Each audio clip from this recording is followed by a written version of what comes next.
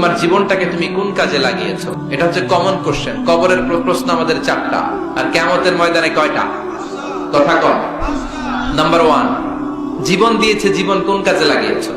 Number 2, জীবনে যে যৌবন আছে, যৌবনটারে কোন কাজে লাগিয়েছো? ঠিক কিনা? যৌবনের ইবাদত আল্লাহর কাছে বড় প্রিয়। যুবক যারা নামাজ পড়ে, বুড়ো হলে নামাজ পড়তে না পারলেও আমল নামায় নামাজের সওয়াব দিবে কে?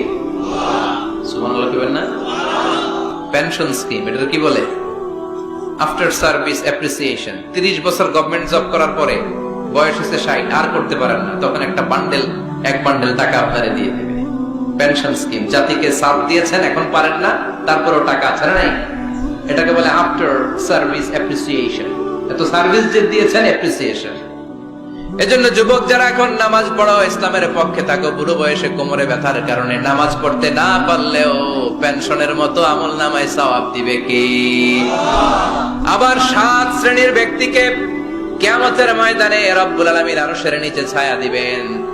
ওই 7 শ্রেণীর মধ্যে যুবক শ্রেণী একটা আছে, যে যুবক তার যৌবনে আল্লাহর ইবাদত করেছে। পড়েন সুবহানাল্লাহ। যৌবনটা আল্লাহর ইবাদতে কাটিয়েছে, তার জন্য স্পেশাল আল্লাহর আরশের নিচে ছায়া আছে না? এই 7 শ্রেণীর মধ্যে 2 শ্রেণীর যুবক। একটা হচ্ছে যে যুবক বয়সে ইবাদত করেছে, আরেকটা হচ্ছে যে যুবক কোন মেয়ের সাথে পাপ কাজের অফার পেয়েও বলেছে ইন্নী আখাফুল্লাহ, নিশ্চয় আমি ভয় পাই একজনকে, তিনি কে? আল্লাহ। চিল্লায় বলেন কে?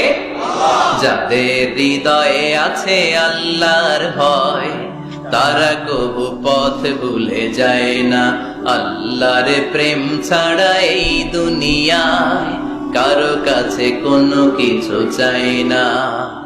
রাতের আধারে যারা সেজে তাতে রয়, দু চোখের শ্রুতে নদী যেন বয়। ছলনার হাতছানি যতই ডাকুক, পেছনে ফিরেও সে তাকাই না। যাদের হৃদয়ে আছে আল্লাহর ভয়, তারা কবু পথ ভুলে যায় না। ঠিক কিনা? আল্লাহর ভয় অন্তরে থাকার দরকার আছে না নাই? এজন্য এই 5টা প্রশ্নের উত্তর না দিয়ে কোন বনি আদম কিয়ামতের দিন পা নাড়াতে পারবে? আল্লাহ আমরা যেন প্রশ্নগুলোর উত্তর সঠিকভাবে দিতে পারি, তুমি তৌফিক দাও। এজন্য দুনিয়ার মোহে পড়ে থাকা যাবে না, কবরের চিন্তা থাকার দরকার আছে না নাই?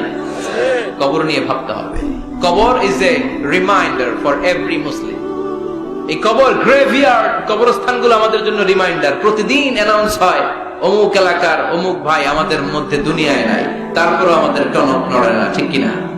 এজন্য আল্লাহ বলেছেন আলহাকুমুত তাকাসুর, তোদের টনক নড়বে না হাত্তা যুরতুমুল মাকাবির, যতদিন না তোমরা কবরের ভেতরে না ঢুকবে। আমরা যেন কবরের প্রশ্নের জন্য প্রস্তুতি নিতে পারি, কবরের জন্য প্রিপেয়ার থাকতে পারি। আল্লাহ তুমি তৌফিক দাও। আর জোরে পড়েন আমিন।